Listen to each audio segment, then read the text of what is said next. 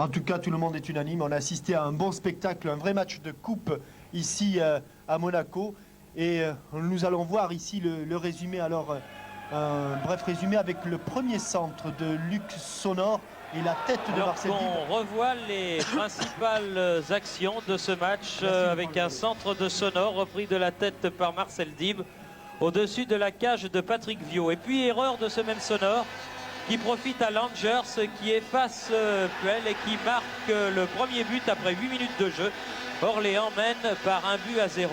Un but superbe d'opportunisme et de réalisation de cet attaquant luxembourgeois que l'on devrait voir la saison prochaine en première division. Et les Monégasques qui dominent se créent pas mal d'occasions mais trouvent devant eux un gardien de but vétéran de près de 38 ans, Patrick Viau, qui s'oppose avec beaucoup de brio à toutes les attaques des Monégasques. Et ce sont au contraire les Orléanais sur une attaque menée par Germain, un superbe centre bien rempli par Poucan qui double la mise, menant 2-0. Le petit ailier gauche Brunan Poucan faisant filer la balle entre les jambes de Jean-Luc Ettori, le gardien de but et capitaine monégasque. 2-0 à la mi-temps, c'était la sensation au stade Louis II, car les Monégasques avaient gagné 2-1 en Orléanais. En deuxième période, changement de décor, dûment sermonné par leur entraîneur Wenger, Monaco attaque avec un premier centre en retrait et de Wea et une reprise de Kurbos à la 48e minute. La marque est de 2-1, toujours en faveur de l'équipe de deuxième division de l'US Orléans. Et puis 3 minutes plus tard, coup franc d'Amoros sur le poteau. Petit qui a bien suivi égalise.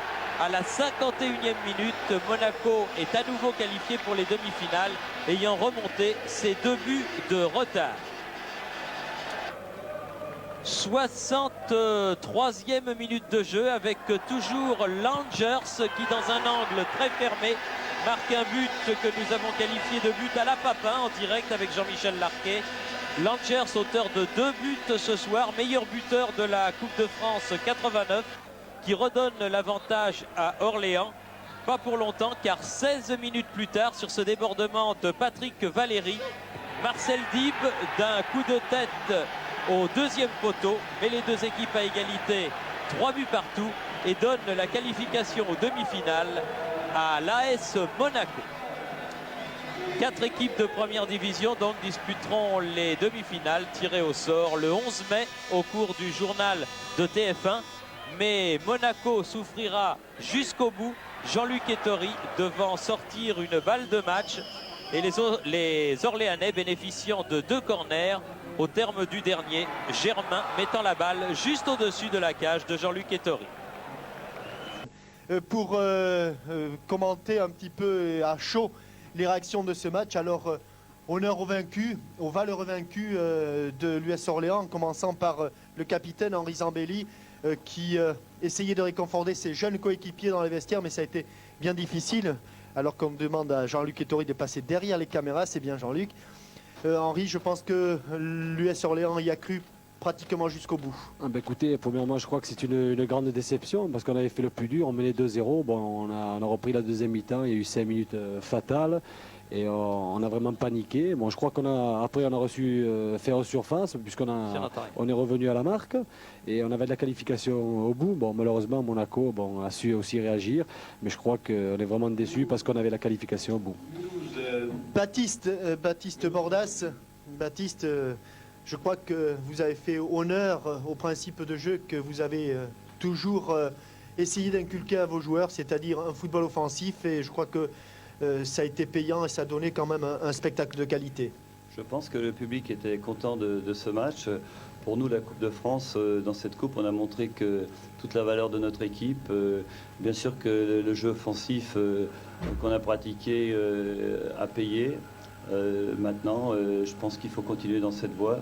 Et je pense aussi que par la suite, il faut qu'on montre à tout notre public qui va être, disons, très près de nous, aussi bien en championnat en coupe que c'est la voie toute tracée pour progresser dans notre football. Ce sont des paroles que j'ai déjà entendues du côté de l'AS Saint-Etienne lorsque votre entraîneur s'appelait Jean Snella, Baptiste Bordas. Et puis, le dernier rendez-vous avec les Orléanais, avec l'un des héros malheureux, Robbie Langers. 2 buts, mais 2 buts insuffisants. Et en tout cas, la révélation, je ne dirais pas d'un nouveau talent, mais d'un talent que tout le monde s'arrache. Robbie, je sais que vous êtes déçu de la non-qualification de votre équipe, mais au-delà de la non-qualification, on peut considérer que grâce à la Coupe de France, vous avez franchi un nouveau pas, vous personnellement. C'est exact, mais je dois d'abord dire qu'il faudra féliciter Monaco pour s'être qualifié, et puis surtout notre équipe, tous les jeunes joueurs qui sont derrière, qui ont prouvé que notre fait d'avoir éliminé le PSG n'est pas un hasard. On a marqué 3 buts à Monaco en jouant un très très beau football. Mais comme je vous ai dit, Monaco c'est une très grande équipe, ils ont su réagir à temps et arracher leur qualification. Pour moi personnellement c'est une saison exceptionnelle, c'est vrai, j'en suis très content. Mais je dois vous dire franchement, tout en ayant marqué 2 buts ce soir, j'aurais préféré la qualification que 2 buts personnels. Et là je suis sûr que vous allez être franc, vous allez me répondre. Robbie Langers ne sera plus orléanais la saison prochaine, on le sait. Baptiste Bordas sait qu'il devra faire sans vous la saison prochaine. Ce sera Paris, Nantes ou Sochaux? Je ne le sais pas pour l'instant. C'est vrai que... Franc, oui. Non, pour l'instant, je n'ai signé nulle part. Je suis toujours orléanais pour l'instant. Mais j'avais dit que je donnerais ma réponse après l'élimination en Coupe de France. Ce qui est le cas maintenant, c'est le cas. Donc je pense dans les jours à venir, ça va se décider. Qui est-ce qui tient la tête? Oh, je pense que ce serait PSG ou à la limite un très très bon club de 2e division.